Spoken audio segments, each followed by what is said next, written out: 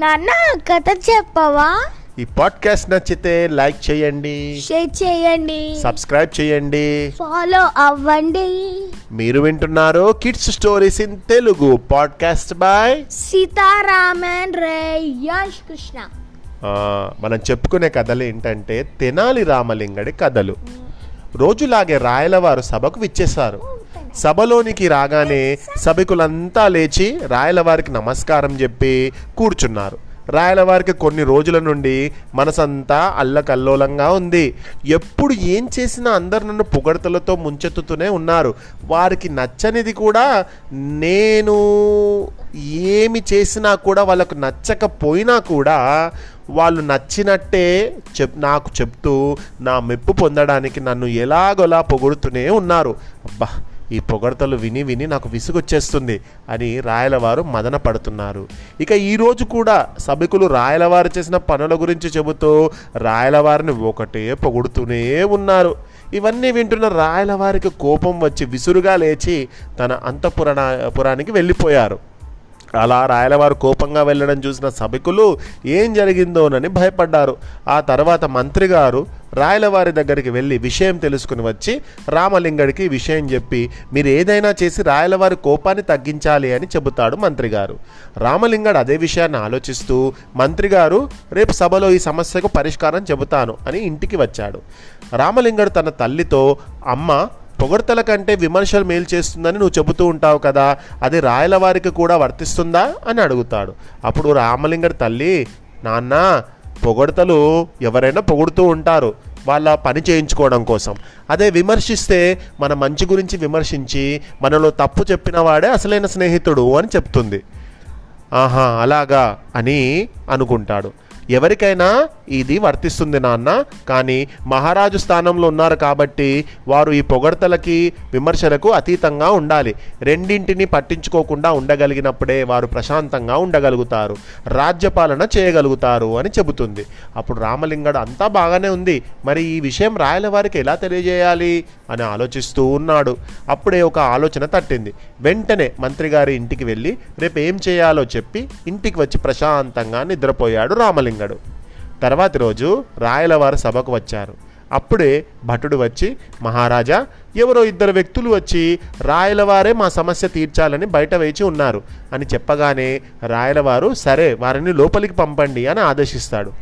కాసేపటికి ఆ ఇద్దరు వ్యక్తులు లోపలికి వచ్చి వారిని వారే తిట్టుకుంటూ గట్టిగా ఏడవసాగారు.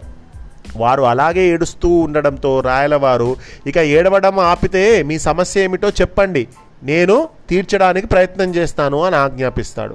వెంటనే వారు ఏడవటం ఆపేసి వారిలో ఒకడు, మహారాజా, నేనొక వడ్డీ వ్యాపారిని. గత కొన్ని నెలల నుండి నా దగ్గర అప్పు తీసుకున్న వాళ్ళెవ్వరూ నాకు తిరిగి అప్పు చెల్లించడం లేదు అని చెప్పి ఏడవసాగాడు. కాసేపటి తర్వాత, మహారాజా, నా దగ్గర అప్పు తీసుకున్న వారు నేను ఎక్కడ కనిపించినా నన్ను పొగడడం మొదలుపెట్టారు. ఇక అప్పటి నుండి వారు నన్ను పొగుడుతూనే ఉన్నా మార్చి వారి అప్పును మాఫీ చేసుకుంటూ ఉన్నారు. ఇప్పుడు నేను బికారిని అయ్యాను, మీరే నన్ను కాపాడాలి అని వేడుకున్నాడు. అంటే ఒకడు ఏం చేసిందట, వాడు కనబడే, అబ్బా మీరు చాలా గ్రేట్ అండి, అదండి ఇదండి పొగడిపోయేసరికి పొగడతలకు మెచ్చుకొని, నా దగ్గర డబ్బులు లేవు సార్, ఇప్పుడు తర్వాత ఇస్తానంట. సరే పర్లేదు, నువ్వు మనవడివే, ఎక్కడికి పోతావు డబ్బులు అని ఊరుకున్నాడట ఈయన. ఆ తర్వాత ఇంకొకడు, మహారాజా, నేను ఆత్మహత్య చేసుకొని చనిపోవాలి అని అనుకుంటున్నాను, నాకు మీరు అనుమతి ఇవ్వాలి, ఎందుకంటే నేను ఒక కళాకారుణ్ణి. నేను ఎంత బాగా నా కళను ప్రదర్శించినా అందరూ నన్ను విమర్శిస్తున్నారు. ఇలా విమర్శించడం వల్ల నేను ఎంత మంచిగా కళ చేసినా కూడా, అంటే కళ అంటే ఏంటి, ఆర్ట్, నన్ను మెచ్చుకోవడం లేదు కాబట్టి చివరికి మా ఇంట్లో వారు కూడా నన్ను విమర్శిస్తున్నారు. అదేమంటే పొగడ్తల కంటే విమర్శలు మేలు చేస్తాయి అంటున్నారు, నా వల్ల కావడం లేదు మహారాజా అని విన్నవించుకుంటాడు.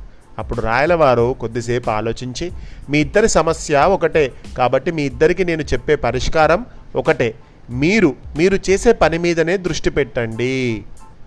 పొగడ్తలు విమర్శలు రెండిటిని అసలు పట్టించుకోవద్దు అని చెప్పగానే సభికులంతా లేచి చప్పట్లు కొడతారు.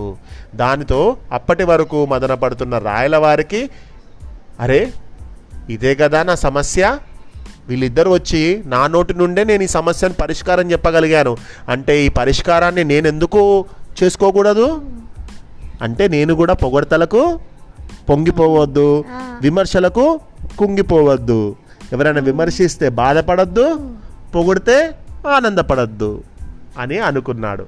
అరే అని అనిపించిన వెంటనే ఆ ఇద్దరు ఎవరో కాదు, వేషాలు తీసేసి వారి స్థానాల్లో కూర్చున్నారు. అందరూ ఆశ్చర్యపోయారు.